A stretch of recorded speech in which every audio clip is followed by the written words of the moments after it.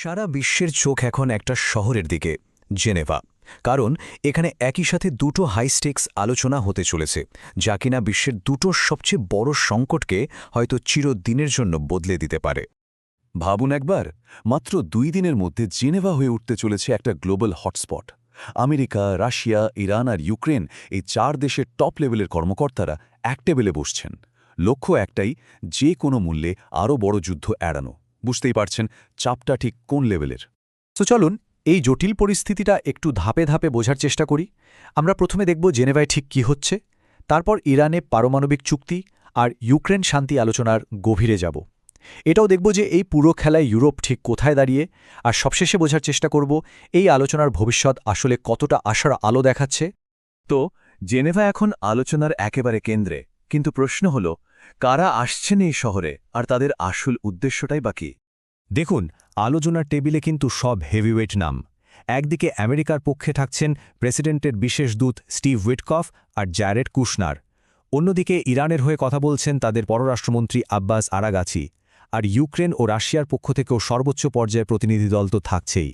মার্কিন দূতদের সামনে যে মিশনটা, সেটাকে প্রায় অসম্ভবই বলা চলে। সকালে তাদের কাজ হল ইরানের সাথে 1 দশকের পারমাণবিক অচলাবস্থা ভাঙার চেষ্টা করা, আর বিকেলে রাশিয়া ইউক্রেন শান্তি আলোচনার মধ্যস্থতা করা। মানে একই দিনে দুটো বিশ্ব সংকট সামলানো। চ্যালেঞ্জটা যে কি বিশাল, ভাবা যায়। চলুন তাহলে মার্কিন দূতদের মিশনের প্রথম ভাগটা নিয়ে কথা বলা যাক, মানে ইরানের সেই জটিল পারমাণবিক ধাঁধা। দেখুন, এই আলোচনা কিন্তু হঠাৎ করে হচ্ছে না। প্রায় 1 দশক ধরে একটা অচলাবস্থা চলছে।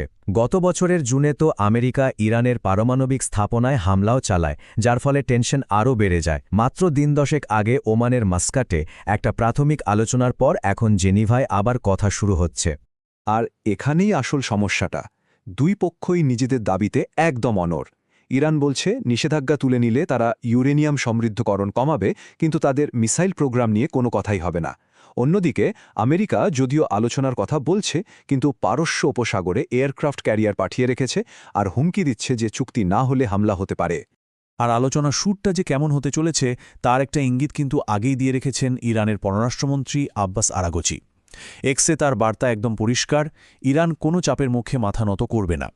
তো একদিকে যখন ইরানের পারমাণবিক ইস্যু নিয়ে এত টেনশন, জেনেভায় তখন জ্বলছে আরেকটা আগুন, ইউক্রেন যুদ্ধ। চলুন এবার সেই শান্তি আলোচনার দিকে একটু নজর ফেরানো যাক। এখানেও দেখুন, আলোচনার টেবিলে কিন্তু 2 দেশেরই খুব প্রভাবশালী লোকজন। ইউক্রেনের পক্ষে আছেন প্রেসিডেন্টের chief of staff Kyrylo Budanov এবং নিরাপত্তা প্রধান রুস্তেম উমেরভ।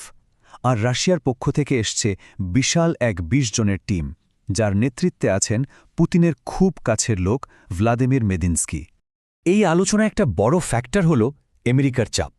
ওয়াশিংটন চাইছে ইউক্রেন যেন রাশিয়ার সাথে খুব তাড়াতাড়ি একটা চুক্তিতে পৌঁছে যায় এবং মে মাসের মাঝামাঝি সময়ের মধ্যে একটা নির্বাচনও আয়োজন করে ফেলে। এই চাপটা কিন্তু আলোচনার গতিপথকে অনেকটাই প্রভাবিত করতে পারে। কিন্তু এত বড় একটা কূটনীতিক আয়োজনে একটা প্রশ্ন কিন্তু বারবার উঠছে, ইউরোপ কোথায়? যে মহাদেশটা এই দুটো সংকটের কারণে সবচেয়ে বেশি প্রভাবিত, তারাই বা কেন আলোচনার টেবিলের বাইরে? আশ্চর্য হলেও এটাই সত্যি যে ইউক্রেনের সবচেয়ে বড় ইউরোপীয় পার্টনার, মানে ফ্রান্স, জার্মানি আর যুক্তরাজ্য, তারা এই আলোচনা থেকে প্রায় পুরোপুরি বাইরে। ওয়াশিংটনের নেতৃত্বে যে প্রক্রিয়াটা চলছে, সেখানে তাদের কোনো ফর্মাল ভূমিকাই নেই। আর ইউরোপের এই হতাশার সুরটাই যেন বেজে উঠেছে ফরাসি প্রেসিডেন্ট এমানুয়েল ম্যাক্রোন কথায়। তার মন্তব্য খুব স্পষ্ট, ইউরোপকে ছাড়া আলোচনা হয়তো করা যাবে, কিন্তু তাতে সত্যিকারের শান্তি আসবে না। এই একটা বাক্যেই পরিষ্কার হয়ে যায় যে এই প্রক্রিয়া নিয়ে তাদের মনে কতটা সংশয় আছে। তো সব মিলিয়ে এই আলোচনার ভবিষ্যৎটা আখের কি? একদিকে যেমন অংচম ঝুঁকি, অন্যদিকে সম্ভাবনাও খুব সামান্য। চলুন শেষ পর্বের বিশ্লেষণে যাওয়া যাক। আসলে সত্যিটা হলো, দুটো আলোচনায় শুরু হচ্ছে একেবারে খাদের কিনারা থেকে। প্রত্যেকটা পক্ষই নিজেদের অবস্থানে অটল, আর পর্দার আড়ালে সামরিক উত্তেজনা বেড়েই চলেছে। এমন একটা পরিস্থিতিতে সাফল্যের আশা করাটা সত্যি বলতে একটু কঠিনই।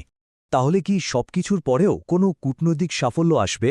জেনেভার এই সম্মেলনের উপর এখন এটাই সবচেয়ে বড় প্রশ্ন। আর এই চরম অনিশ্চয়তার মধ্যেই হয়তো মার্কো রুবিওর একটা কথাই পুরো পরিস্থিতিটাকে সবচেয়ে ভালোভাবে তুলে ধরে। তিনি যদিও সাফল্যের ব্যাপারে খুব একটা আশাবাদী নন, কিন্তু বলেছেন আমেরিকা চেষ্টা করে যাবে, এই একটা কথাতেই তাদের সংকল্প আর পরিস্থিতির ভয়াবহতা দুটোই ফুটে ওঠে। শেষ পর্যন্ত প্রশ্নটা কিন্তু একটাই, জেনেভার এই কূটনৈতিক দৌড়ঝাঁপ কি দুটো মহাদেশে ছড়িয়ে পড়ার সংঘাতকে শেষ পর্যন্ত থামাতে পারবে, নাকি এটা শুধুই একটা ব্যর্থ চেষ্টা হয়ে ইতিহাসে লেখা থাকবে? উত্তরটা হয়তো সময়ই আমাদের দেবে।